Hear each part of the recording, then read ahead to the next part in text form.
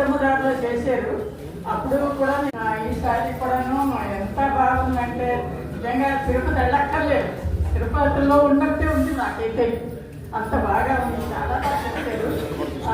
గురుగారు బృందంలో పాటలు పిల్లలు ఎంత బాగా పాడారంటే ఇంకా అసలు అందరికీ సమకూర్చడం కూడా చాలా కష్టం.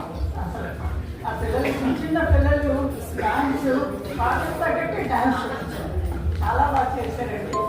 అది అప్పటికనే ఇంట్లో కూడా సరిపో చూడాలంటే అంత అందంగా ఉంది, చాలా చాలా బాగుంది.